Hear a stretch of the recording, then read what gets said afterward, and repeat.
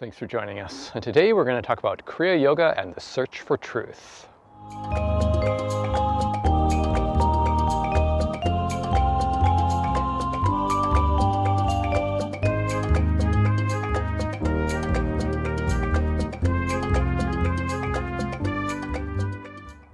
So I often have students coming to me who are looking for self-realization.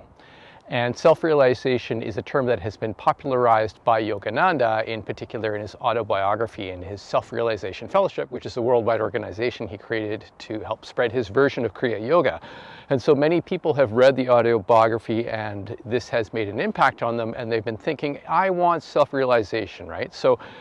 And self-realization is the idea about, the soul, realization of the soul and the oneness of that soul with God and that kind of thing, and being in this state of perpetual bliss. And so reasons why students may be interested in this, that idea that they're more than the physical body, than the mind, than the thoughts and so on, that there's this essence of them, this true nature of who they are, this soul nature which is unsullied by the fetters of karma, free from the defilements of everyday life. And certainly people who have had a challenging upbringing, challenging situations in their lives, or are facing particular challenges, may seek to be consoled with some kind of spiritual connection and can bring about an inclination towards spiritual subjects and so on.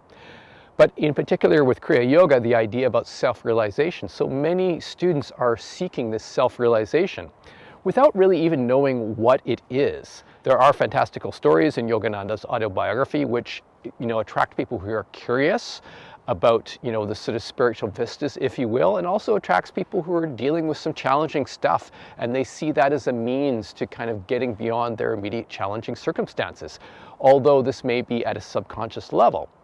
But regardless, the idea about this sort of self-realization, God realization as being the cessation of the suffering of one's existence is what will often motivate students to come upon Kriya Yoga.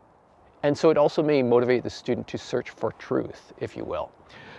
And certainly in yogic writings and so on, the terminology in Sanskrit of Satchitananda, right? And Satchitananda being a name in Hinduism for God, Sat meaning truth, Chit meaning awareness, and Ananda meaning bliss. So the idea in Sanatana Dharma is that the Satchitananda is God, right? That truth, that the eternal consciousness, that the eternal bliss, that is the nature of God.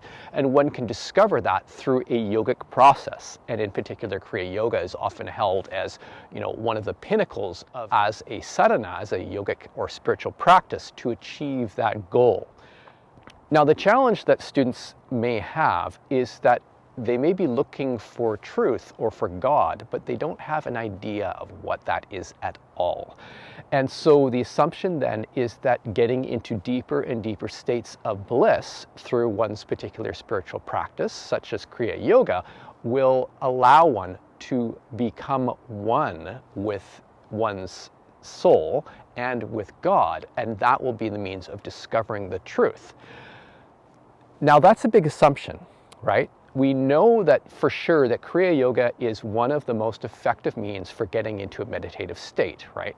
And certainly the Panchanaambadacharya lineage, which is the lineage in which I teach, which was Panchanaambadacharya, if you don't know, was Lahiri Baba or Lahiri Mahashaya, the originator of Kriya Yoga, his key student, who's said to have taken Kriya Yoga farther than Lahiri Baba actually took it himself. And so he's widely regarded as sort of an expert in Kriya Yoga. And so this is a lineage in which I teach. It is considered the original Kriya Yoga.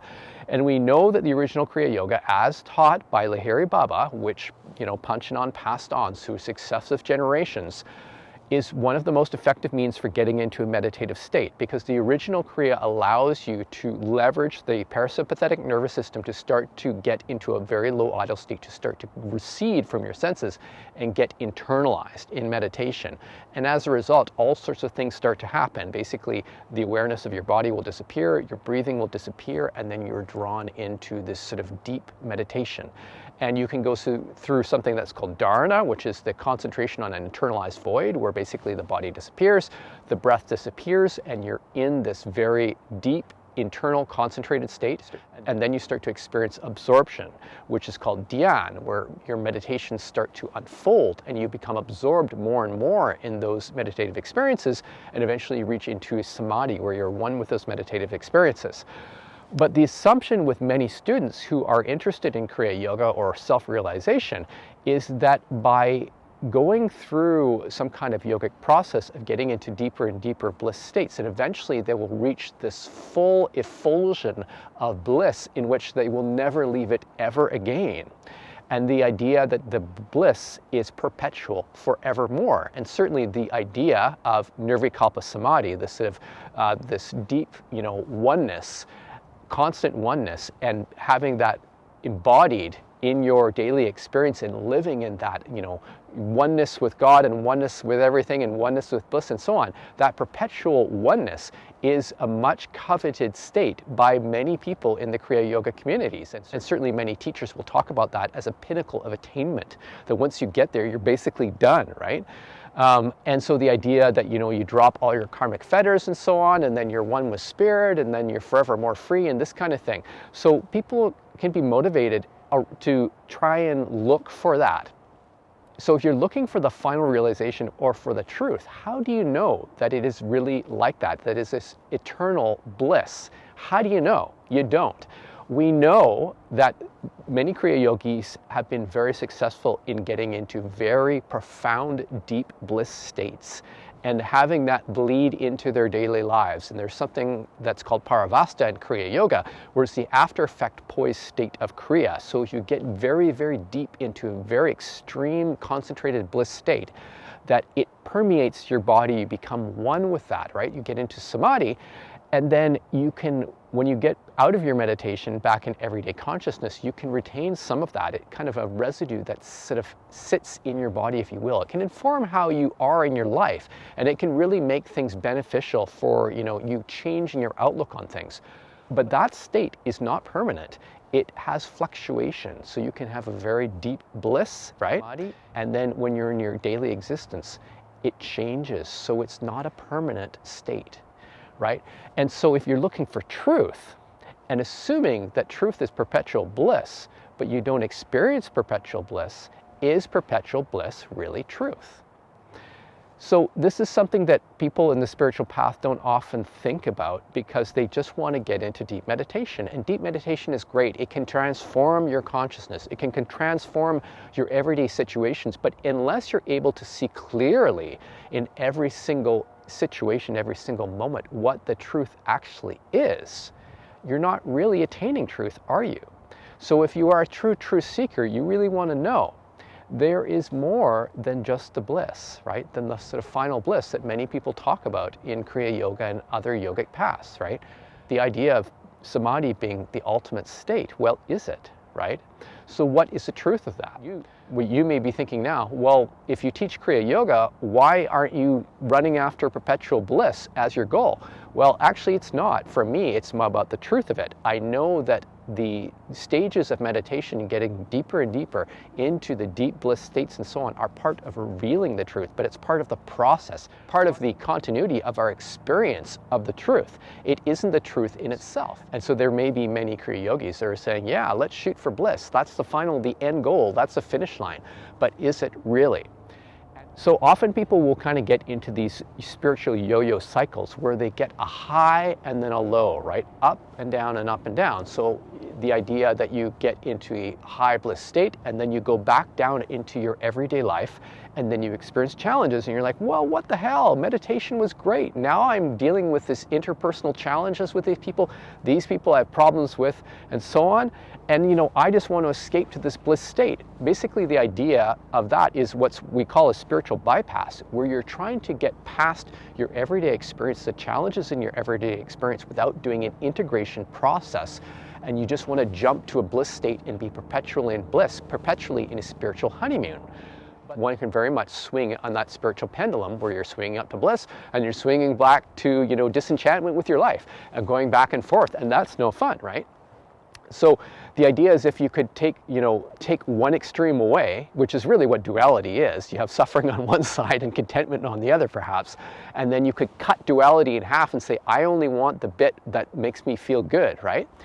But that's not the truth, because the truth is the whole perspective. So what you want to do is to actually perceive what is happening in your life, in your spiritual sadhana, in your experience, and in your daily life. So one thing that can help in your spiritual sadhana and in your daily sadhana, your daily activities in your life, that you can become aware of whatever you're experiencing, if it is permanent and lasting or not. Just that key alone will help you to give perspective or clarity on what the truth is. So if you're in deep meditation, you're experiencing bliss, and you're being drawn into this inner spiritual vistas, assuming, if you make the assumption that that's it, I'm going to God and it's going to be forever and this kind of thing, if you can actually be aware of, is it a static permanent state, or does it arise and disappear? This will give you clarity on your meditation. Similarly, in your everyday life, if something comes up and it feels really emotionally charged and you're like, oh, I can't deal with this. If you actually pay attention to what you're feeling around that, you will realize that it arises and disappears.